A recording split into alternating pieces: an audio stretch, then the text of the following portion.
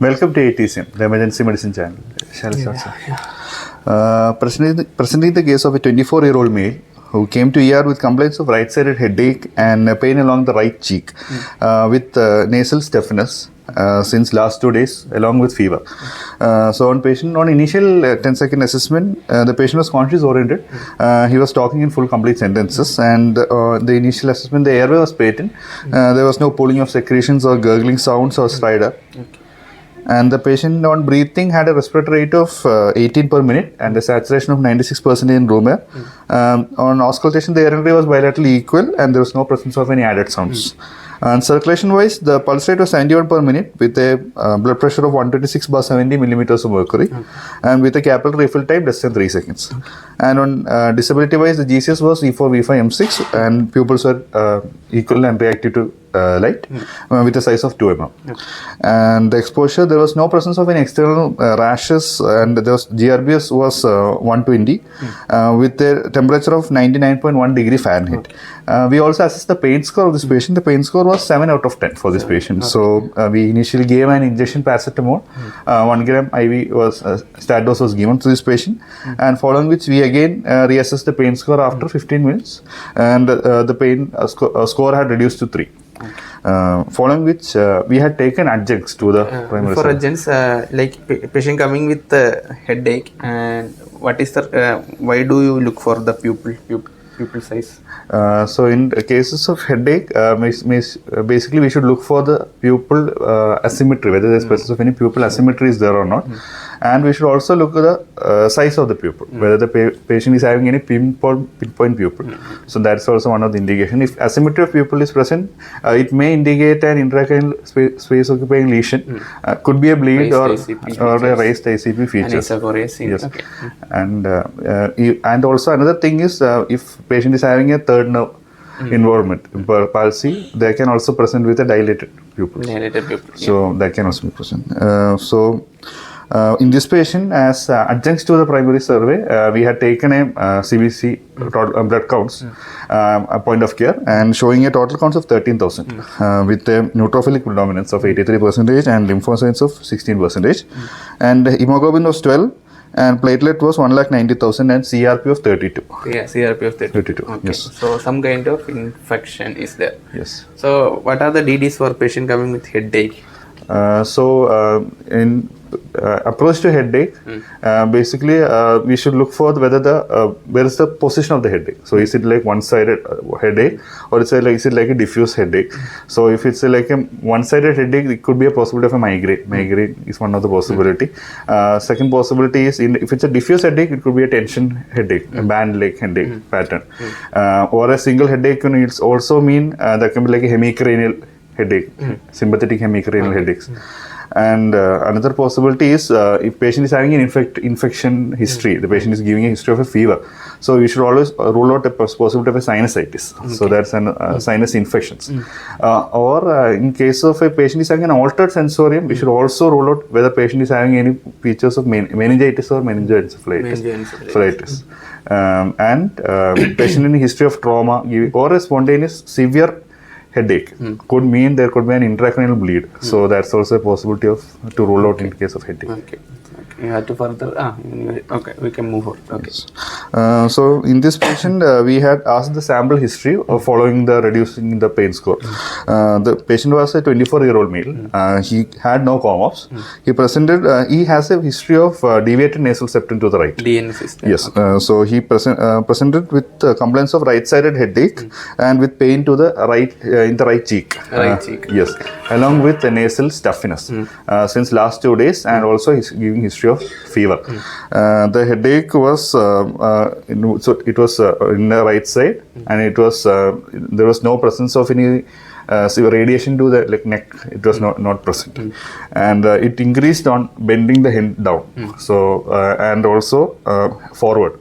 When he's keeping his head forward and putting his head down, the pain used to increase. Even the cheek pain also used to increase when the patient moved forward.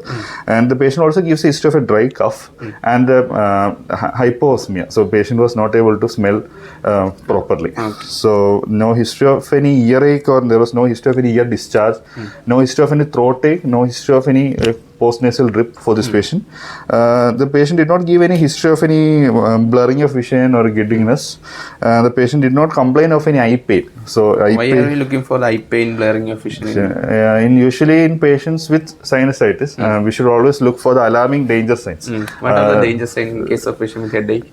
In case of danger signs are basically if patient is already having Signs or red flags. red flags. So if patient is already having a previous history of any migraine, the pattern of the migraine, the change in the pattern of the migraine. If patient had a right side headache, the patient this time presents with a diffuse headache. So the change in pattern of the headache is one of the danger signs.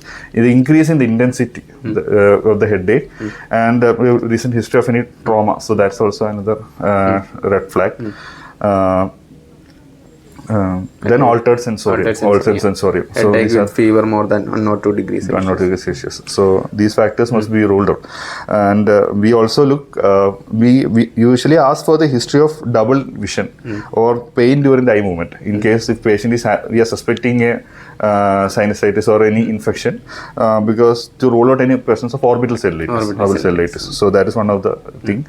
And in eyelid swelling can present as a preseptal cellulitis also. Preseptal cellulitis. So that's what we take as a differentials. And if patient is having an altered sensorium or history of any neck pain, we should rule out meningism. So that means the meningitis is another possibility. And so that also we had asked in the history. The patient did not tell about such history. The patient neck signs, everything was negative. And the patient did not complain of any vomiting. No history of any projectile vomiting for this patient. No history of any weakness of the facial muscles. No, the patient was and or speech disturbances. The patient did not complain of so. Why are we looking for weakness, facial weakness? So patients, if underlying headache can also spread into the cavernous sinus and involvement can present. So they can present as facial nerve palsy. So we should look also for the weakness of the face. So that's one of the important. And no history of any abdominal pain, loose stools. The patient did not complain of any other associated symptoms like dysuria or any associated. And we had also asked allergic history. He was not allergic to any medication. So here in which you got the diagnosis of most probably acute sinusitis. Yes. Okay. So how did you proceed? What are the investigation did you do? So we also moved to the examination. So in examination, the systemic examination wise it was within normal limits. We just we look for the sinus tenderness. So in sinus tenderness, the right maxillary sinus, the patient had tenderness. So along with that, we also looked for the ear examination. In ear examination, there was no presence of any tympanic membrane fullness or any perforation. There was no presence of any tracheal or mastoid tenderness also. And the patient on oral examination, we also checked the oral cavity. In oral cavity, the patient had halitosis. Halitosis was present. Yeah. Along with that, patient had a decayed tooth in the right third molar space also. Following which we came to a provisional diagnosis that the patient has an acute maxillary sinusitis, possibly due to an infected decay in the tooth. Okay, so what are the predisposing factors which can cause sinusitis? Sinusitis can be caused due to various factors. The first one usually involves the older age group. So age is one of the factors. Usually compared to young age, older age group are more prone for sinusitis. But other histories include smoking. So in smoking individuals, the patient will have a decreased nasociliary clearance. So the ciliary motility will be affected. So in such individuals, their mucus outflow will be affected. So such patients will be more prone for sinusitis. History of any recent air travels or history of exposure to change in the atmospheric pressure. This can also predispose. And the history of swimming or history of a dental disease, as in these individuals. So in this individual had a dental caries. So we suspected that to be one of the possibility of sinusitis, and also history of any nasal septum deviation. This patient had DNS also. So two comos suggestive of maxillary sinusitis was seen. Comorbidities also some effect. Yes. Another risk factor is patient if he's having a diabetes mellitus or an immunocompromised state. So these are the factors which are involved. And in this patient, following which we had taken the imaging. We had done an X-ray. X-ray we had taken Which is the X-ray that we can use for in this case? This patient, we are suspecting a maxillary sinusitis. So maxillary sinusitis, usually we take the X-ray PNS Waters view. So in Waters view is mainly used to identify the maxillary sinus. We can get the other sinuses too, but maxillary sinusitis can be identified in this. What are the changes that if you are going to get in sinusitis? We can get an air fluid level. So there can be a demarcation. There will be an opacification can be. Yes, opacification was present in this individual on X-ray. So we concluded with the diagnosis that patient is having a maxillary sinusitis. There are different other X-ray views also, like Caldwell view. Caldwell view also we take mainly to view the frontal and ethmoid sinus, and lateral view to view the sphenoid sinus. So these are the X-ray views. Following which we had started. We had only given him the pain management and the management for the pyrexia initially. Following which now we had given initially antihistamines. So the patient was given an levocetirizine was given initially, and also we had given a nasal decongestant. Following nasal decongestant, we had given initially ambroxol and guanifacin also we had given. Following which we had given a nasal wash. Nasal wash was given with the hypertonic saline.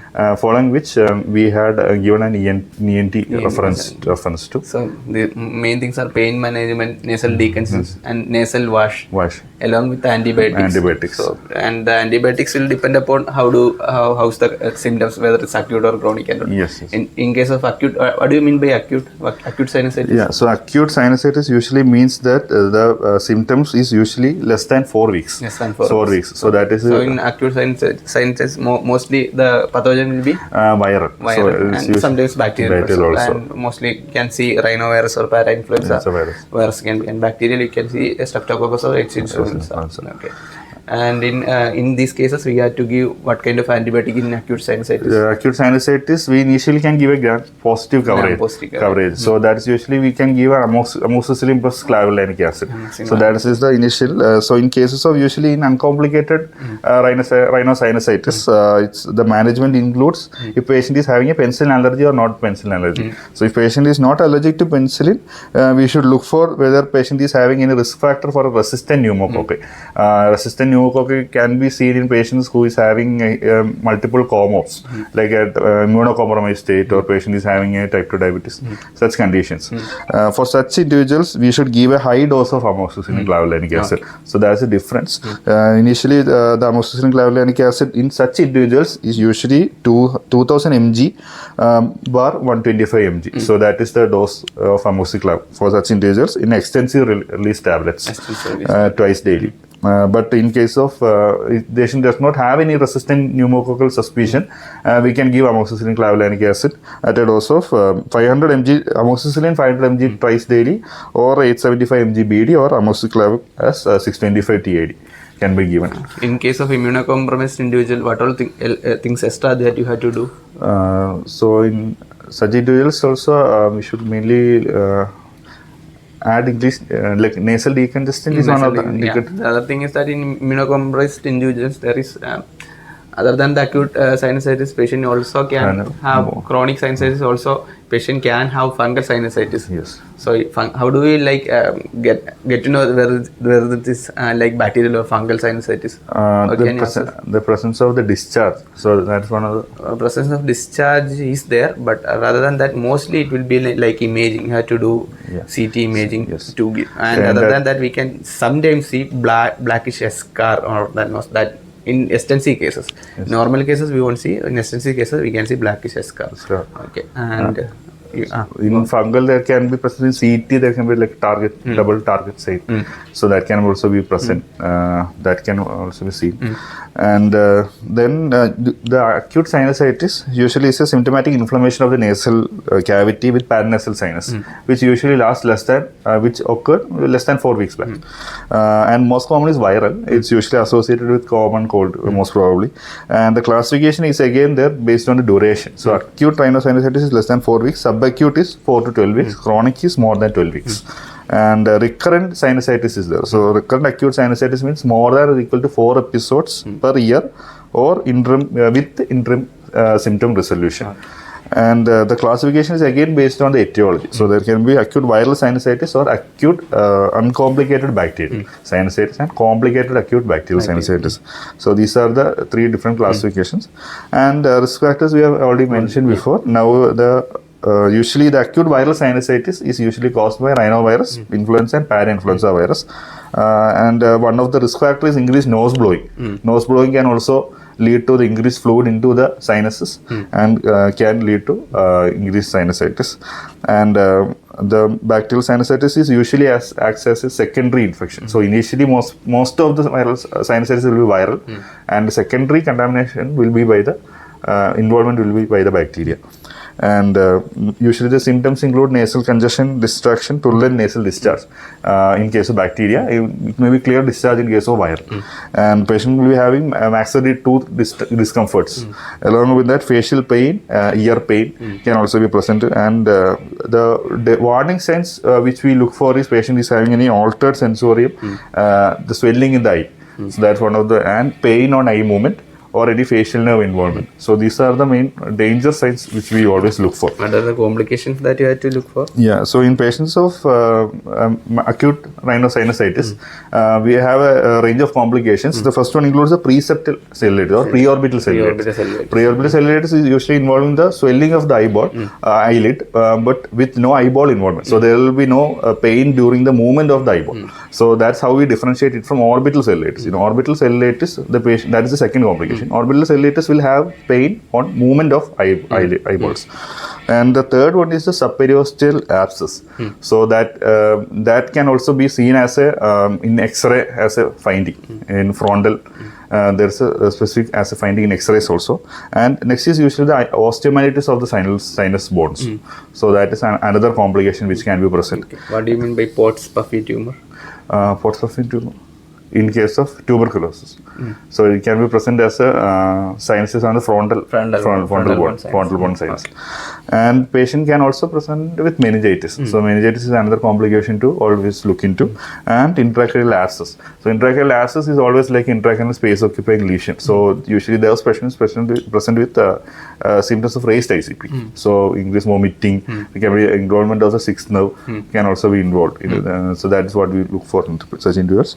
And septic cavernous sinus thrombosis. So that is one of the other CVT also. You have to rule out CVT also. Along with orbital cellulitis, CVT, meningitis, these things should be ruled out. Treatment initially involves analgesics in case of acute rhinosinusitis with saline nasal irrigation. That must always be used by a sterile bottled water to avoid contamination, and hypertonic saline. And intranasal glucocorticoids we can use like mometasone and fluticasone. So mometasone usually of 400 mcg can be used. These are mostly used in case of allergic conditions. Okay.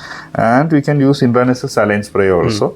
And ipratropine bromide can also be used, which reduces the rhinorrhea. So muscarinic action. And oral decongestants like ambroxol. And intranasal is usually by oxymetazoline. And antihistamines like levocetirizine can be used, fexofenadine can be used.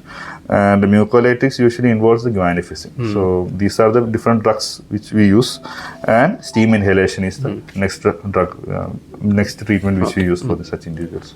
So, in the case of acute sinusitis, if at all we are diagnosing as acute sinusitis, we have to give nasal decongestants along with nasal wash and antibiotics. And also, if at all in specific condition, we have to give the steroids and all. Yes. And the other thing is, you have to get a nasal endoscopy done anyway. If at all the patient is having this recurrence is there, better to get a nasal endoscopy.